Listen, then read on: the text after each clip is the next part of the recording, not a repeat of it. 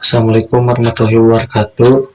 Kami dari kelompok 2 yang beranggotakan saya sendiri, Duli Maulana, lalu ada Muhammad Dika Padlan, lalu Helena Medana, Raden Hikmat Ramadan, dan Rahadian Muhammad Nur Hakim. Di sini saya akan mempresentasikan hasil tugas laporan besar kami yang berjudul Rumah Sakit Utama CMI di Bandung. Pengertian sistem menurut Prof. Dr. Jogianto, bukunya Analisis dan Desain mengatakan pengertian sistem adalah sebagai berikut. Sistem adalah suatu jaringan kerja dari prosedur-prosedur yang saling berhubungan, berkumpul bersama-sama untuk melakukan suatu kegiatan atau menyelesaikan suatu sasaran yang tertentu. Pengertian sistem informasi menurut Susanto Azhar dalam bukunya yang berjudul Sistem Informasi Akuntansi mengatakan sistem informasi merupakan komponen-komponen yang saling berhubungan dan bekerja sama untuk mengumpulkan, memproses, menyimpan, dan menyebarkan informasi untuk mendukung pengambilan keputusan. Perencanaan obat. Tujuan perencanaan obat dan pembekalan kesehatan yaitu untuk menetapkan jenis serta jumlah obat dan perbekalan kesehatan yang tepat sesuai dengan kebutuhan pelayan kesehatan dan termasuk obat program kesehatan yang telah ditetapkan.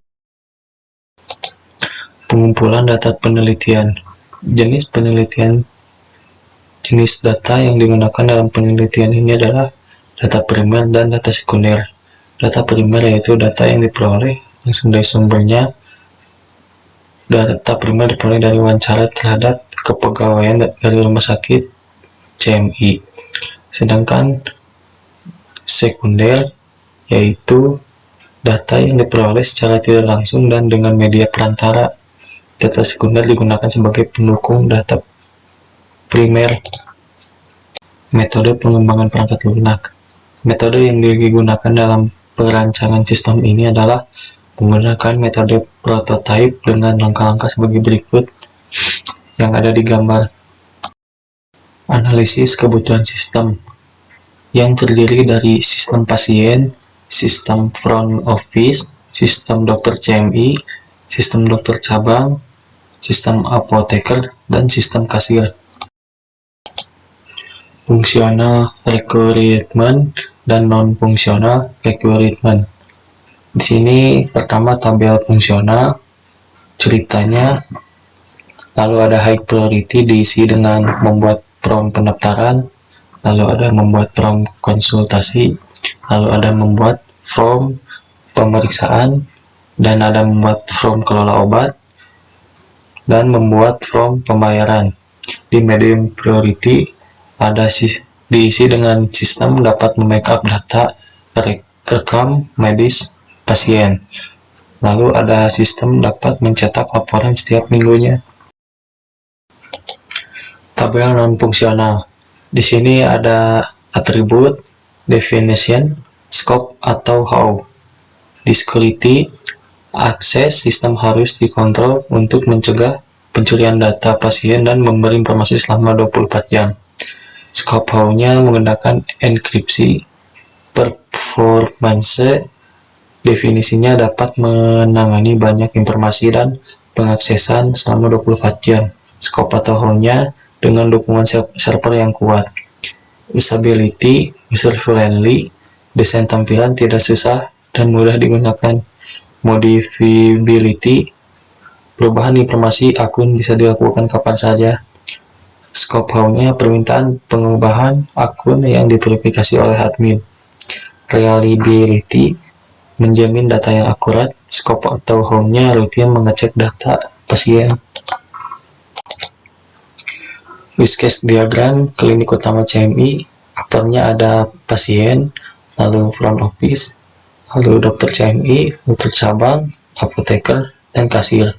Di sini pasien ingin mendaftar melalui front office. Lalu front office mengelola data pasien. Pasien berkonsultasi terhadap dokter CMI. Dokter CMI akan melihat hasil diagnosa tersebut. Pasien pemeriksaan kepada dokter cabang, lalu dokter cabang akan menentukan resep pemeriksaan tersebut. Pasien kelola obat ke apoteker, lalu apoteker mengelola obat pasien tersebut. Setelah itu pasien pembayaran terhadap kasir. Kasir akan menstrukturkan biaya pemeriksaan dan biaya obat. Use case skenario, tabel use case pendaftaran. Use case name-nya pendaftaran, importance level high, primary actor-nya pasien, secondary actor-nya EPO atau front office. Use case tipe main case. Stakeholder and interest, pasien mengisi form pendaftaran. Deskripsinya di dalam use case ini dijelaskan bagaimana pasien mengisi formulir pendaftaran dari mulai mengisi data diri dan akan melakukan konsultasi. Triggernya pasien ingin melakukan pemeriksaan tipe eksternal, lalu relationship association, pasien include mengisi data. Formal flow of event-nya, pertama pasien menerima formulir, kedua pasien mengisi formulir, ketiga pasien menunggu untuk diperiksa. Tabel use case konsultasi. Use case name-nya konsultasi, primary actor-nya pasien, secondary actor-nya dokter CMI, importance level-nya high, use case tipe main case. Lalu stakeholder and interest, pasien melakukan konsultasi. Brief description-nya di dalam use case ini dijelaskan bagaimana pasien melakukan konsultasi dengan dokter dari CMI dan dokter dari CMI akan mendapatkan hasil diagnosa.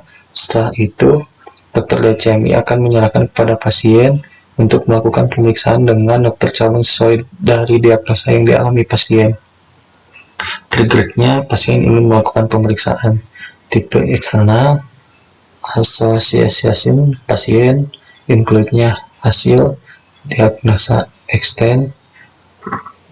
Normal flow of event-nya, pasien melakukan konsultasi dengan dokter CMI, kedua dokter CMI mendapatkan hasil diagnosa pasien, ketiga dokter CMI menyarankan kepada pasien untuk melakukan pemeriksaan dengan dokter cabang. Tabel use case kelola obat. Use case name-nya kelola obat, primary actor dokter cabang, secondary actor apoteker, importance level high, use case tipe main case. Stakeholder and interest, apoteker mengelola obat. Deskripsinya di dalam use case ini dijelaskan bagaimana apoteker menerima resep dari dokter untuk dibuatkan obatnya, dan setelah obatnya jadi akan diberikan kepada dokter. Triggernya, apoteker menerima resep obat dari dokter. Lalu normal flow of event-nya, pertama apoteker menerima resep dari dokter, kedua apoteker menyerahkan kepada obat kepada dokter cabang, yang ketiga dokter menerima obat. Tabel use case pembayaran. Use case name pembayaran, primary actor pasien, secondary actor kasir, importance level high, use case tipe main class. Stakeholder and interest, pasien melakukan pembayaran. Deskripsinya di dalam use case ini dijelaskan bagaimana pasien melakukan pembayaran termasuk biaya pemeriksaan dan biaya obat. Triggernya, pasien melakukan pembayaran. Asosiasinya, pasien include biaya obat dan biaya pemeriksaan. Normal flow of event-nya, pertama pasien melakukan pembayaran, lalu kasir memberikan struk pembayaran, pasien menerima struk pembayaran.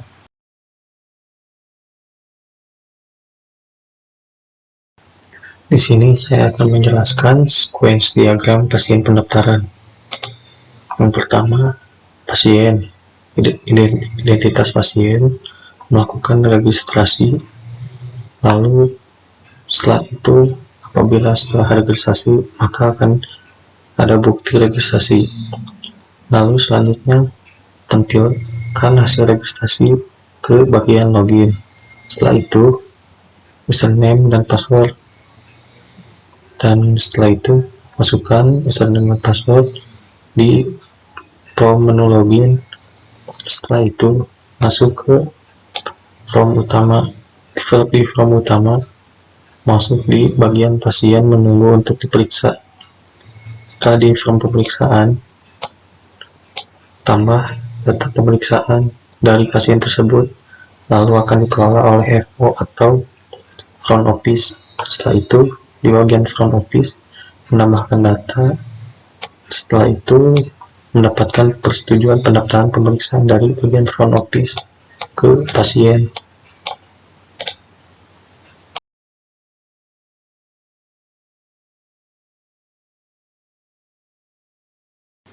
Sequence diagram pasien konsultasi kepada dokter CMI. Pertama-tama pasien melakukan konsultasi dengan dokter CMI, lalu di dokter CMI mendapatkan hasil diagnosa dari pasien tersebut. Setelah itu dari hasil diagnosa, maka dokter CMI menyarankan kepada pasien untuk melakukan pemeriksaan dengan dokter cabang.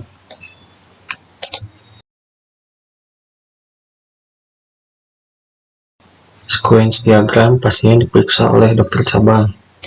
Yang pertama, pasien diperiksa oleh dokter. Lalu di dokter cabang, dokter melakukan pemeriksaan. Lalu di bagian pemeriksaan, dokter menentukan resep obat. Lalu setelah di resep obat, maka akan dicek. Setelah dicek, apabila resep obat tidak tersedia, maka balik lagi ke pasien, akan memberitahu bahwa obat tersebut sudah habis. Lalu setelah itu, apabila ada, dokter menyerahkan resep ke bagian apoteker. Sequence diagram dokter cabang kelola obat ke apoteker. Pertama-tama resep obat. Apoteker menerima resep dari dokter, lalu di bagian apoteker menyerahkan obat kepada dokter, lalu di dokter cabang akan menerima resep obat tersebut. Sequence diagram transaksi pembayaran pasien terhadap kasir. Di pasien melakukan pembayaran, di pembayaran biaya pemeriksaan obat, kasir menerima pembayaran. Di bagian kasir maka akan mengecek, lalu setelah itu kasir menemukan obat sesuai resep. Apabila obat tidak tersedia, maka akan balik lagi ke pasien. Apabila ada pemeriksaan obat, lalu kasir menyerahkan obat kepada pasien sesuai resep. Setelah itu pasien membayar pemeriksaan obat. Setelah itu kasir memberikan struk pembayaran dan pasien menerima struk pembayaran. Activity diagram klinik utama CMI. Di pasien melakukan pendaftaran, mengisi data diri, lalu ke bagian FO menerima pendaftaran, memberikan nomor antrian. Setelah itu dikirim ke bagian pasien. Pasien menunggu antrian, dipanggil. Setelah dipanggil, maka pasien akan menyerahkan ke dokter, melakukan pemeriksaan, mendapatkan hasil diagnosa. Setelah itu dokter menentukan resep obat. Setelah itu dokter menyerahkan ke apoteker menentukan resep, lalu di apoteker nanti membuatkan obat. Di pasien akan menunggu hasil obat tersebut, dan pasien juga apabila sudah di pemeriksaan maka akan menerima obat, lalu melakukan pembayaran. Di kasir nanti akan menerima pembayaran. Ini gambar dari diagram activity usulan dari kami.